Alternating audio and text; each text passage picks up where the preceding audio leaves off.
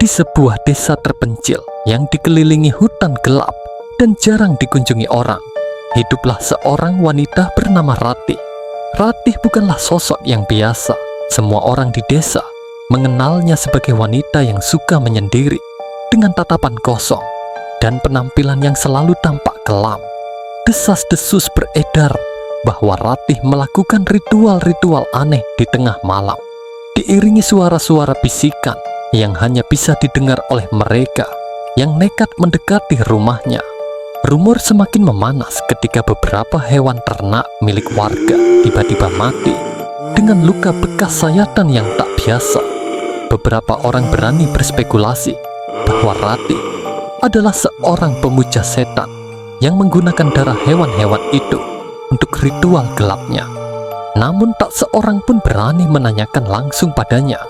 Setiap kali ada yang bertemu Ratih di jalan, orang itu akan merasa tubuhnya menjadi dingin dan seolah-olah ada sesuatu yang berat menghantui pikirannya.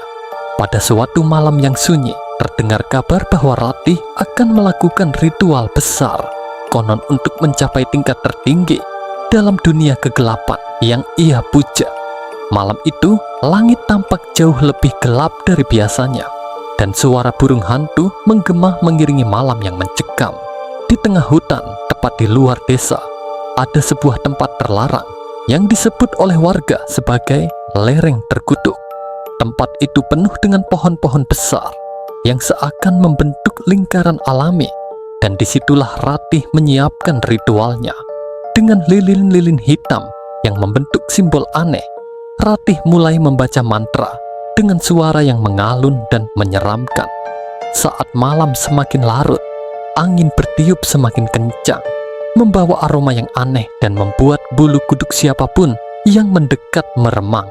Tiba-tiba, Ratih berhenti sejenak, lalu menorehkan pisau tajam ke telapak tangannya, membiarkan darahnya menetes di tanah. Sesuatu yang gelap mulai bangkit dari bawah tanah. Sosok bayangan besar yang matanya merah menyala, berbisik dalam bahasa yang tak bisa dipahami.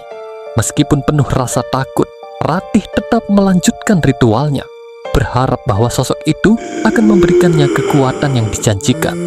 Namun, sesuatu yang tak diduga terjadi. Bayangan hitam itu justru menatap Ratih dengan pandangan yang marah, seolah-olah ia telah melanggar aturan yang tak ia ketahui.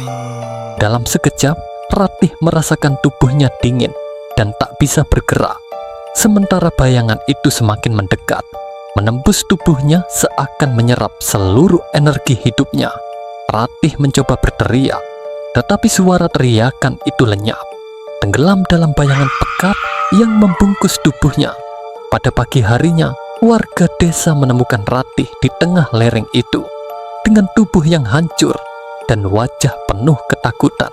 Matanya masih terbuka lebar, seolah-olah melihat sesuatu yang begitu mengerikan. Sebelum akhirnya ia menemui ajalnya, tidak ada bekas darah di sekitar tubuhnya, namun tanah tempat ia berbaring tampak hitam dan hangus, meninggalkan jejak bekas api yang menyebar berbentuk lingkaran. Orang-orang percaya bahwa itu adalah tanda kemarahan dari kekuatan gelap yang Ratih coba panggil. Rumor tentang kematian Ratih cepat menyebar ke seluruh desa. Malam setelah pemakamannya, beberapa warga mendengar suara-suara aneh dari arah rumahnya. Ada yang bersaksi melihat sosok bayangan mirip Ratih berdiri di depan jendela rumahnya dengan tatapan kosong dan mata yang merah menyala. Mereka mengatakan bahwa Ratih tak akan pernah tenang. Jiwanya terperangkap dalam dunia kegelapan yang ia puja semasa hidupnya. Sejak kejadian itu, desa tersebut seakan diliputi oleh bayangan kelam. Hewan ternak warga terus mati mendadak, dan mereka yang berani berjalan di dekat rumah Ratih selalu mengaku merasakan angin dingin yang menusuk hingga ke tulang. Hingga kini, warga percaya bahwa Ratih masih berada di sana, mencari korban untuk menemani dirinya di dalam kegelapan abadi yang tak bisa ia tinggalkan.